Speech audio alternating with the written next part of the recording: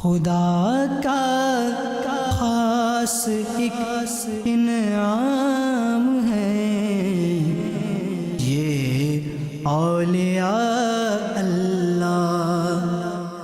الحمدللہ رب العالمین والصلاة والسلام علی خاتم النبیین، اما بعد فاعوذ باللہ من الشیطان الرجیم، بسم اللہ الرحمن الرحیم، الصلاة والسلام علیکہ یا رسول اللہ وعلی آلکہ واصحابکہ یا حبیب اللہ۔ ہمارا پروگرام ہے قصص الاولیاء، اولیاء کرام کے واقعات بیان کیے جاتے ہیں، مگر آج جو ہم اولیاء کرام کے واقعات میں جس ولی کا ذکر کریں گے، کم سن اولیاء میں ان کا شمار ہوتا ہے، عمر بہت کم ہے، کیونکہ ولی کا تعلق عمر سے نہیں ہوتا، کسی کو اللہ تبارک و تعالی جوانی ہی میں ہی، کسی کو بچپن میں ہی، اور کئی اولیاء مادرزاد ولی ہوتے ہیں۔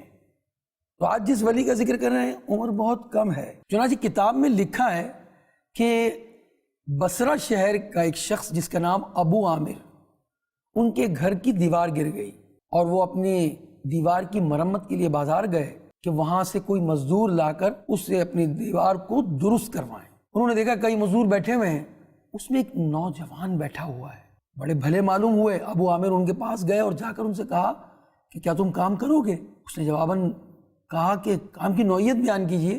فرمایا میری ایک دیوار گر گئی ہے، گارے اور مٹی کا کام ہے۔ فرمایا کام کروں گا مگر میری دو شرائط ہیں۔ کہا بیان کرو۔ اس نے کہا پہلی شرط یہ کہ نماز کے وقت میں کام نہیں کروں گا، کام روک دوں گا، اور دوسری شرط یہ ہے کہ 1 درہم اور اس سے کچھ اوپر کا حصہ وہ میری مزدوری ہوگی۔ ابو عامر راضی ہو گئے، چنانچہ اس نے قرآن پاک اپنے ساتھ لیا، اپنا بیگ بھی ساتھ لیا، اور پھر وہ اسے گھر لے آئے۔ اس نے یعنی ابو عامر نے کام کی نوعیت بتائی اور خود کسی کام سے گھر سے باہر چلے گئے۔ جب مغرب میں لوٹے تو کیا دیکھا کہ اس نوجوان مزدور نے 10 آدمیوں جتنا کام کر لیا۔ ابو عامر بڑے حیران ہو گئے اور اسے 2 درہم دینے لگے۔ اس نے کہا نہیں، میری شرط یہی تھی، جتنی مزدوری میں نے طے کی تھی میں اتنی ہی لوں گا، اس سے زائد نہیں لوں گا۔ چنانچہ ابو عامر نے اس کو مزدوری دی اور وہ چلا گیا۔ دوسرے دن ابو عامر اسی مقام پر جہاں وہ مزدور بیٹھا تھا پہلے دن، وہاں پہنچے مگر اس مزدور کو نہ پایا، کیونکہ ابھی کام کمپلیٹ نہیں ہوا تھا۔ لوگوں سے پوچھا کہ وہ نوجوان مزدور کہاں ہے، تو بتایا کہ وہ تو ہفتے میں صرف 1 دن کام کرتا ہے۔ ابو عامر اس کے کام سے اتنا متاثر تھے کہ ابو عامر نے 1 ہفتہ انتظار کیا۔ 1 ہفتے کے بعد دوبارہ ابو عامر اسی جگہ گئے، وہ نوجوان اسی مقام پر ملا، وہی شرائط طے ہوئیں اور ابو عامر ان کو اپنے گھر لے آئے، اور اب وہ خفیہ مقام سے انہیں دیکھنے لگے کہ 10 آدمیوں کے برابر یہ کام کیسے کر لیتے ہیں۔ وہ نوجوان کیا کر رہا تھا؟ وہ گارا مٹی پھینکتا تھا تو پتھر اور اینٹیں خود بخود مل جایا کرتی تھی۔ ابو عامر نے کہا یہ تو کوئی مجھے اللہ کا ولی معلوم ہوتا ہے۔ چنانچہ ابو عامر نے اس سے کام لے لیا، اور اس کے بعد جب تیسرا دن ہوا تو ابو عامر اپنے بقیہ کام کی تلاش میں اسی نوجوان کے مقام پر پہنچے، مگر لوگوں نے بتایا کہ وہ نوجوان تو بیمار ہے۔ اس نے پتہ معلوم کیا ابو عامر نے، اور اس ویرانے میں پہنچا جہاں وہ نوجوان اینٹ کا سرہانہ لے کر اپنے آخری وقت گزار رہا ہے۔ اس نے اس کے سر کو اپنی گود میں لینا چاہا ابو عامر نے، تو اس نے اشارے سے منع کیا اور پھر کہا کہ دیکھو ابو عامر، تم میری بات سنو، میں اپنی زندگی کی آخری ہچکیاں لے رہا ہوں، میں کچھ وصیت تمہیں کرنا چاہتا ہوں۔ وصیت یہ ہے کہ جب میرا انتقال ہو جائے تو مجھے انہی کپڑوں میں دفن کر دینا۔ تو میں نے کہا میں تمہارے لیے نئے کفن کا انتظام کر دوں گا۔ تو کہا کہ نہیں، نئے کفن نئے کپڑے کی تو زندوں کو زیادہ ضرورت ہے، میں نے ساری زندگی جب اس کپڑوں میں گزاری ہے مجھے اسی میں کفنا دینا، اور دیکھو گورکن کو یہ میری تہبند کا کپڑا دے دینا، اور 1 انگوٹھی اور 1 قرآن پاک، یہ میں تمہیں وصیت کرتا ہوں کہ خلیفہ ہارون رشید کے دربار میں جانا اور انہیں پیش کر دینا۔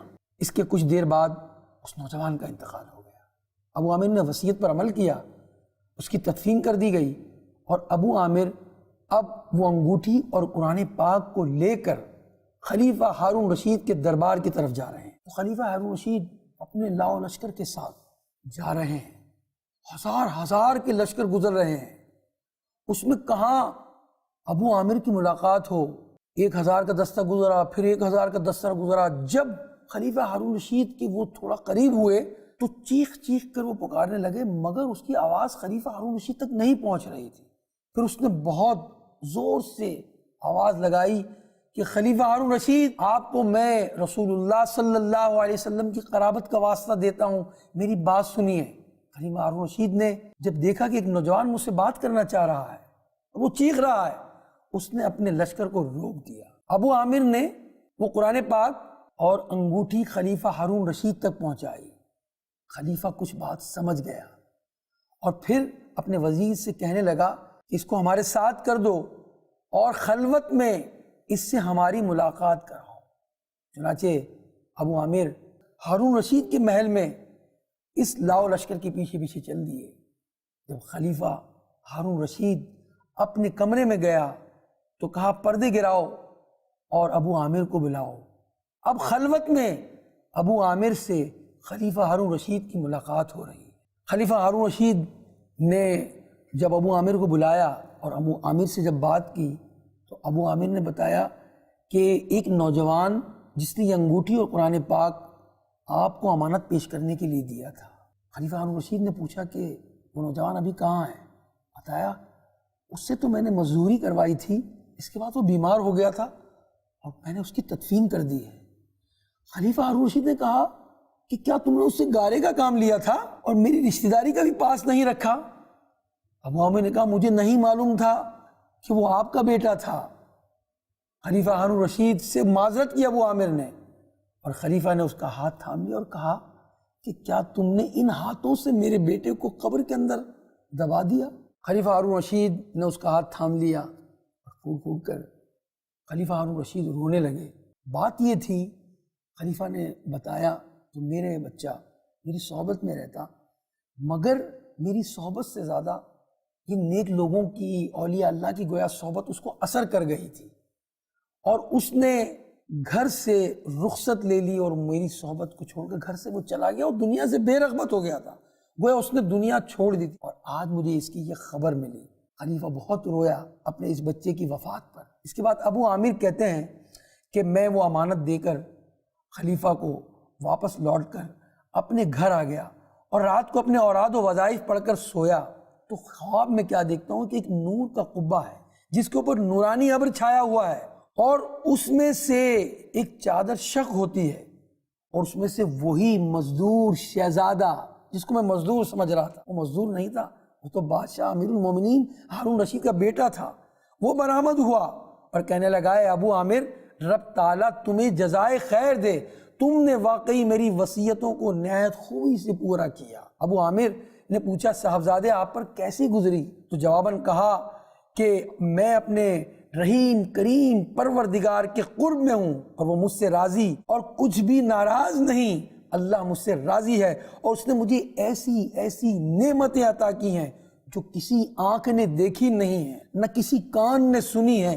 اور نہ کسی وہم اور گمان میں کسی کے آئی ہیں۔ واقعی اس واقعے کے اندر ہمارے لیے دنیا کی بے رغبتی اور دنیا کی بے ثباتی کا ذکر ہے کہ وہ خلیفہ ہارون رشید کا بیٹا تھا مگر دنیا سے لا تعلق ہو گیا تھا، اس نے عبادت کی، تلاوت کی، اللہ کو راضی کیا، اللہ کی اس پر رحمت ہو اور ان کے صدقے ہماری بخشش ہو، اور انعام کیا ملا اسے انعام یہ ملا کہ اسے اللہ تعالیٰ نے اپنی جنت عطا فرمائی۔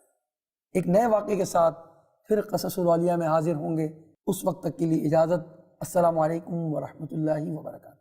خدا کا خاص ایک انعام ہے یہ اولیاء